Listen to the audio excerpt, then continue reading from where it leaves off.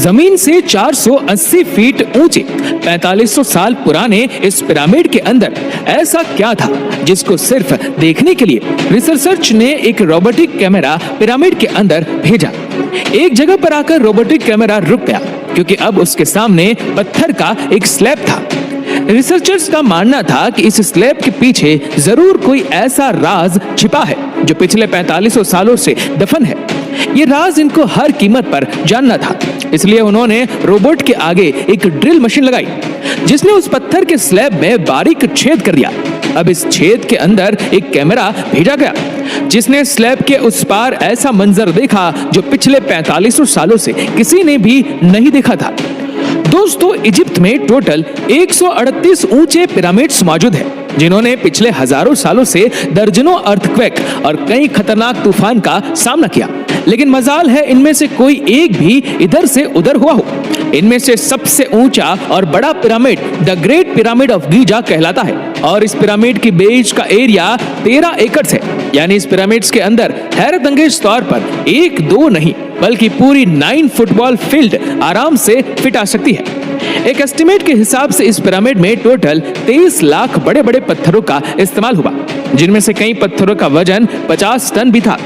अगर इसके टोटल वजन का अंदाजा लगाया जाए तो इस पिरामिड का वजन 60 लाख टन है, जो 12 बुर्ज खलीफा के वजन के बराबर बनता है। लेकिन इतने ऊंचे और आलीशान पिरामिड बनाने का आखिर मकसद क्या था? हजारों साल पहले जब इंसान के पास कोई टूल्स भी मौजूद नहीं थे, तब इन पिरामिड की दीवारों को कैसे इंच बाय इंच लेवल किया गया, कैसे 50 टन वजनी पत्थरों को स्क्वायर शेप में काटकर बगैर क्रेन के ही 480 फीट ऊंचाई तक पहुंचाया गया। और इनको बनाने में ऐसे कौन से इंजीनियर्स का हाथ था जिन्होंने इन पिरामिड्स को अर्थक्वेक प्रूफ के साथ साथ इनकी तमाम साइड को एग्जैक्टली 51.5 डिग्री के एंगल पर सेट किया। ये सब आप जान सकेंगे आज के इस वीडियो में, तो आइए शुरू करते हैं। Challenge number 1। कई सदियों से मुख्तलिफ रिसर्च टीम इस पिरामिड्स कंस्ट्रक्शन टेक्निक जानने के लिए सिर पकड़कर बैठी थी कि आखिर इस पिरामिड की हर side exactly north, south, east और वेस्ट पर बगैर कंपास के कैसे सेट की गई होगी। कई एक्सपर्ट्स का मानना है कि उस टाइम के आर्किटेक्ट ने सबसे पहले ऐसी जमीन तलाश की होगी जो लाखों टन वजनी पत्थरों का वजन झेल सके, जिसके बाद ना कोई कंपास और ना ही कोई ऑप्टिकल इंस्ट्रूमेंट। सिर्फ इस बेसिक टेक्निक से हजारों साल पहले इस पिरामिड की डायरेक्शन सेट की गई होगी, और वह भी 0 एरर्स के साथ। Challenge number 2। अगला चैलेंज था जमीन को लेवल करने का।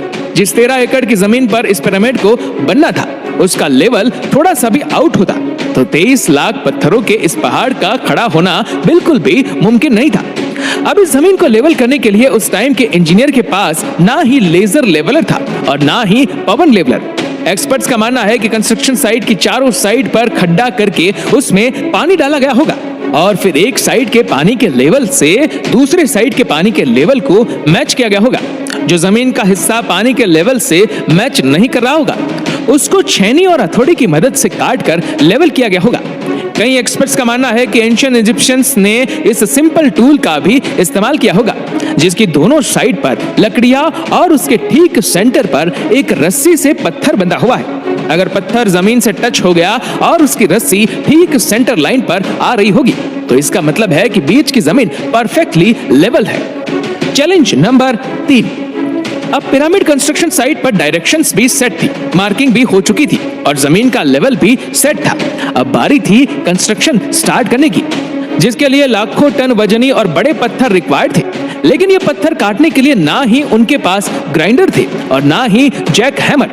लेकिन फिर भी उन्होंने 50 टन वजनी पत्थर काटे भी और उनको स्क्वायर या रेक्टेंगल शेप भी दिया।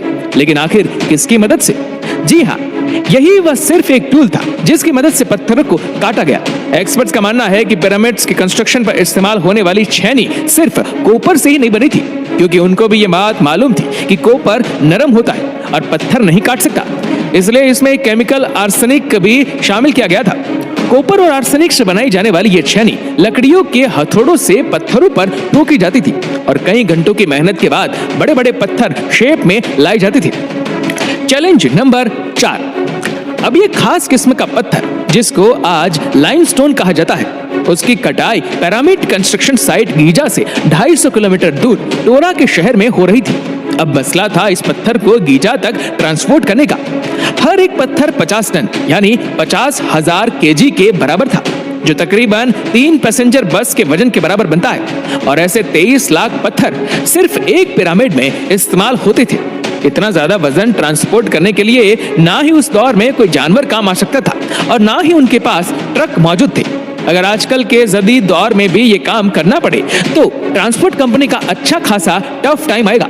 हैरतअंगेज तौर पर यह काम वर्कर्स और कश्तियों की मदद से किया गया। जी हाँ, टोरा और गीजा के दरमियान मौजूद रिवर का फायदा उठाया गया और बड़ी बड़ी कश्तियों में पत्थर लाद कर पिरामिड साइट पर पहुंचाए गए।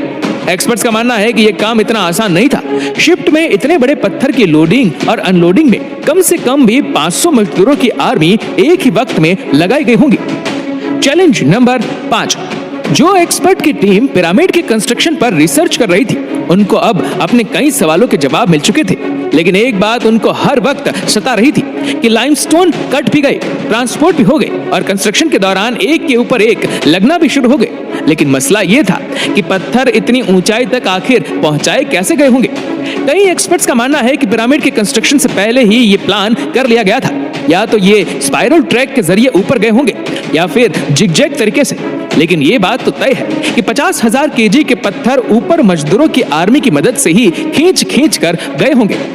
Challenge number 6। दोस्तों, बात सिर्फ लाखों मजदूरों छेनी हथौड़े से लाइमस्टोन काटने और इतने बड़े पत्थरों को ट्रांसपोर्ट करने की ही नहीं थी। इस पिरामिड्स के अंदर कंपार्टमेंट, उनके अंदर जाने का रास्ता और कई छोटी छोटी सुरंगें भी बनाई गई थी।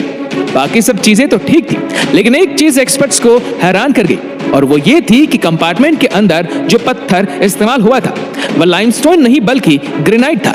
जी हाँ, ग्रेनाइट एक ऐसा पत्थर है जो डायमंड के बाद दुनिया का सबसे सख्त तरीन स्टोन माना जाता है। आजकल के मॉडल दौर में भी ग्रेनाइट बड़े बड़े मशीन की मदद के सिवा काटा ही नहीं जा सकता। दुनिया भर से कई आर्कियोलॉजिकल एक्सपर्ट्स को पिरामिड का विजिट भी करवाएगा, लेकिन किसी को भी इस बात का सुराग नहीं मिला कि 4500 साल पहले इजिप्शियन ने ग्रेनाइट जैसे ठोस पत्थर को इतनी सफाई से कैसे काटा था। आखिरकार कई सालों के बाद एक्सपर्ट्स ने इस मिस्ट्री को भी सॉल्व कर दिया। इजिप्शियंस ने ग्रेनाइट को इतनी सफाई से एक ऐसे आरे से काटा था जिसके दांत ही नहीं थे। जी हाँ, बगैर दांत वाले इस आरे के दोनों साइडों पर वजन डालकर इसको ग्रेनाइट पर चलाया जाता था और बीच में बजरी डाली जाती थी। एक्सपर्ट्स का मानना है कि इस तरीके से इतने बड़े पत्थर को काटने में 4 महीनों का वक्त लग जाता था। दोस्तों, आखिरकार पिरामिड बनाने का मकसद क्या था? इसको बनाने में कितने मजदूर एक ही वक्त में काम करते थे? और रोबोटिक कैमरा ने जब पिरामिड के अंदर पत्थर के स्लैब में सुराख किया तो उसके अंदर वो कौन सा मंजर देखा गया जो पिछले 4500 सालों से किसी ने भी नहीं देखा था?